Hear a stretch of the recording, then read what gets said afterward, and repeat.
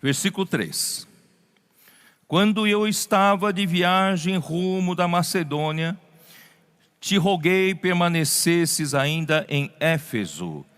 Já explicamos que essa já era a saída, a libertação provisória do primeiro aprisionamento. Paulo esteve em torno de 2 anos, ou 2 anos e pouco, preso em Roma, só que na prisão domiciliar.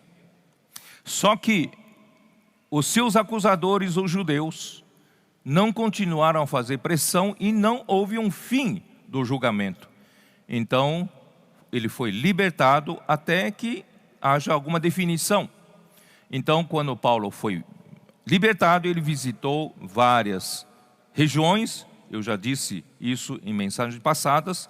Quando ele passou por Éfeso, em rumo à Macedônia, deixou Timóteo em Éfeso, tá?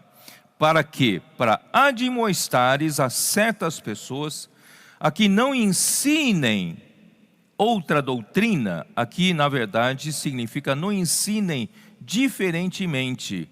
Mas que é ensinar diferentemente em grego é heterodidaskaleo.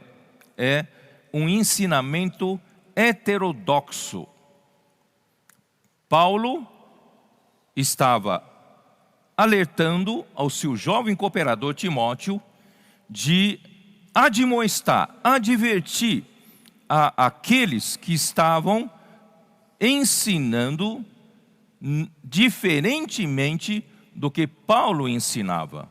Porque o ensinamento da economia de Deus é um ensinamento ortodoxo, é um ensinamento correto, que é o ensinamento do plano eterno de Deus, era o que Paulo fazia.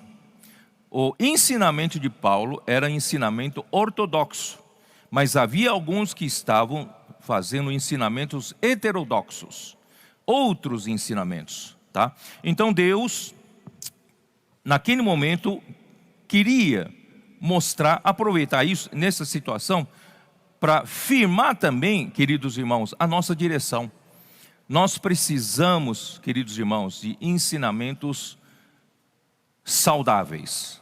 Precisamos de ensinamentos ortodoxos, ensinamentos que vêm de Deus, que executam o plano de Deus na fé, né? Então aqui diz, para admoestares a certas pessoas aqui, a fim de que não ensinem diferentemente e nem se ocupem com fábulas e genealogias sem fim, que antes promovem discussões do que o serviço de Deus na fé, ou o plano de Deus na fé, ou a economia de Deus na fé.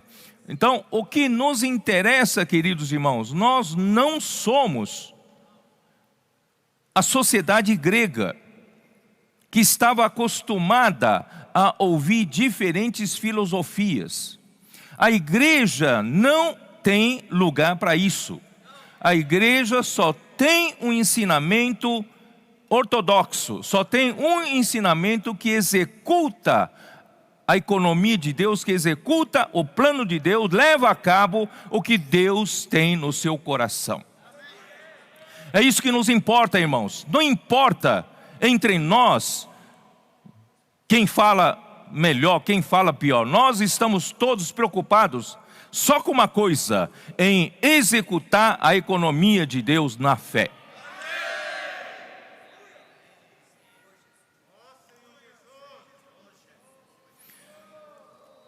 Aqui mostra as fábulas e genealogias sem fim, queridos irmãos, são principalmente relativos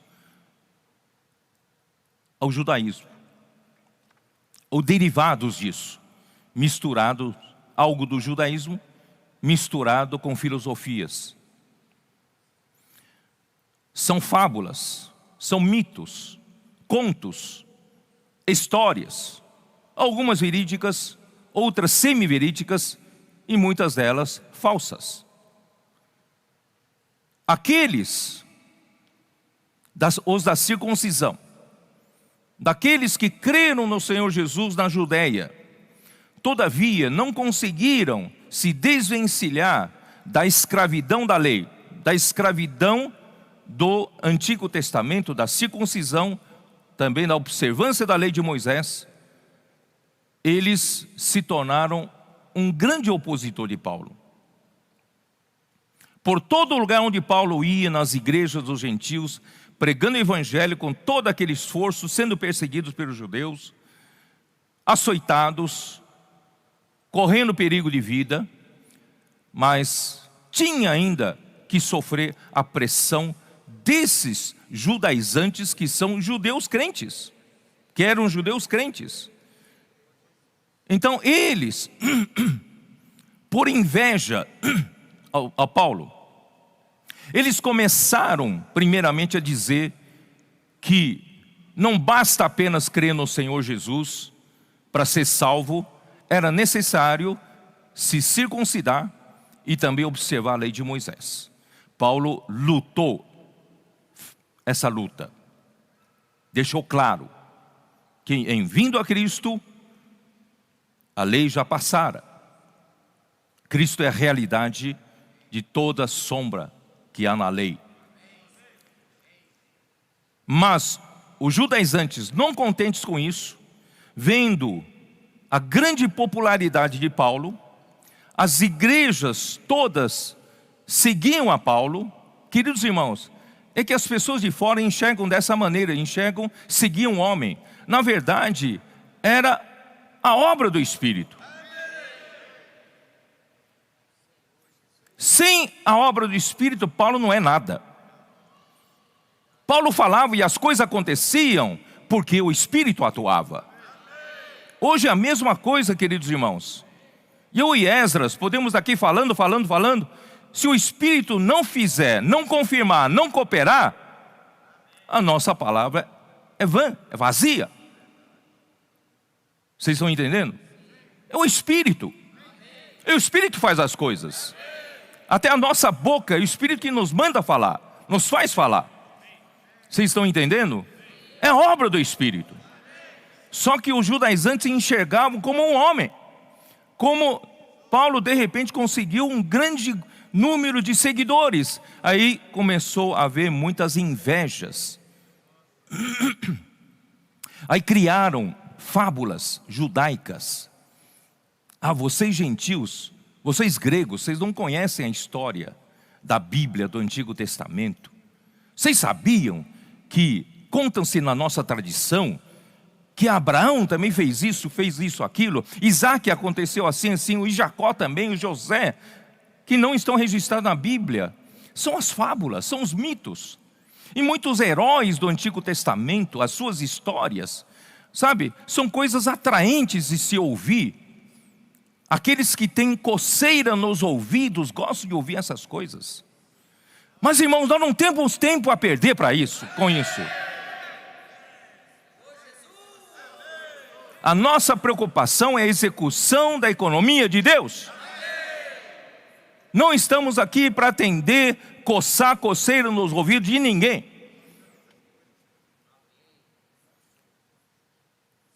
E essas coisas, esses contos, esses discursos, essas palavras, mitos, distraíam os crentes. Distraíam aquelas pessoas que deveriam estar apercebidas, como nós hoje estamos apercebidos. Por isso, irmãos, eu quero aproveitar e alertar vocês. Não permita que Satanás, porque ele é muito sutil. Para com o mundo, ele tem uma ferramenta de atacar o mundo, não é isso? Com todo aquele movimento LGBT, toda inversão de valores, o que se ensina nas escolas, na sociedade, nas faculdades, tal, toda aquela luta que nós presenciamos com nossos filhos, nossos netos e nós mesmos passamos por isso. Mas na igreja ele usa outra sutileza. Ele usa várias pregações bonitas. Tem irmãos que ficam embriagados. Olha aqui, descobri aí na internet, um fulano aqui falou uma palavra bonita aqui, aquele falou aquilo bonito. Irmãos, não estamos preocupados em distrair o povo de Deus do centro da economia de Deus. E muitas dessas pregações são bíblicas, são bonitas, são boas. Você precisa ter discernimento. Aquilo que produz a economia da fé ou aquele que produz só discussões. Tá? Ó Senhor Jesus, só confirmando isso, o que eu acabei de dizer, 1 Timóteo 4, versículo 7.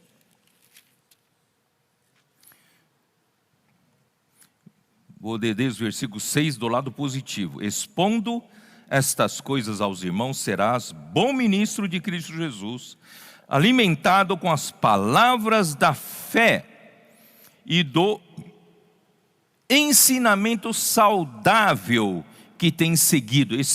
Essa boa doutrina é ensinamento saudável. Então, expondo estas coisas aos irmãos, serás bom ministro de Cristo Jesus, alimentado. Irmãos, vamos nos alimentar não com mitos, fábulas, genealogia sem fim, não com ensinamentos bonitos. Vamos alimentar-nos com as palavras da fé e do ensinamento que produz saúde, que produz vida, que produz crescimento de vida, que muda o seu estado para ser um vencedor. Mas rejeita as fábulas profanas e de velhas caducas, que falam e falam e falam e repetem, não produz nada. Exercita-te pessoalmente na piedade. Exercita-te a viver no Espírito, a viver recebendo pela palavra da fé a realidade divina em você, e você vai manifestar Deus na sua carne. Isso é piedade. Irmãos, blá blá blá, blá blá blá, blá blá blá, não salva ninguém, não leva a economia de Deus adiante. Mas, irmãos, ninguém consegue discutir uma coisa. Isso, na verdade, ia falar mais na frente, eu vou aproveitar e falar. Irmãos, quando você fala em verdade, que a Bíblia é a única verdade, muitos se opõem, dizendo que não, você está errado. Cada um tem a sua verdade. A Bíblia já é uma coisa ultrapassada, Deus sendo a verdade, isso é coisa ultrapassada. Mas, irmãos, tá bom, quando você fala em verdade, eles podem discutir. Mas, quanto o seu viver manifestado por meio da realidade divina, que está em você, que você recebe pela palavra saudável, pela palavra da fé, o viver de justiça, não se discute. Por isso que os únicos itens que provavam que os vencedores eram vencedores, lá em Apocalipse 19, são as vestes de justiça. Ali não fala mais, não discute mais quem tem a verdade e quem não tem a verdade. Mas a manifestação da verdade, irmãos, é a justiça. A justiça manifestada no meu viver, no seu viver, ninguém consegue falar nada contra. É ou não é? Juro-te perante Deus e Cristo Jesus, que há de julgar vivos e mortos pela sua manifestação e pelo seu reino. Se alguns pensam que não passará pelo julgamento de Deus, estão muito enganados. Todos passarão, tanto vivos como mortos, pelo juízo de Deus. Por isso, prega a palavra, Timóteo, prega a palavra, insta, queridos irmãos da igreja na Aurora, prega a palavra, preguem a palavra e instem, quer seja oportuno, quer não, corrige, repreende, exorta com toda longanimidade e ensino. Pois haverá tempo em que não suportarão o ensinamento saudável. Chegará o tempo, irmãos, não suportarão mais ensinamento saudável. O que vai acontecer? Pelo contrário, eles se cercarão de mestres, segundo as suas próprias cobiças. Quer dizer, eu gosto de ouvir fulano de tal, né?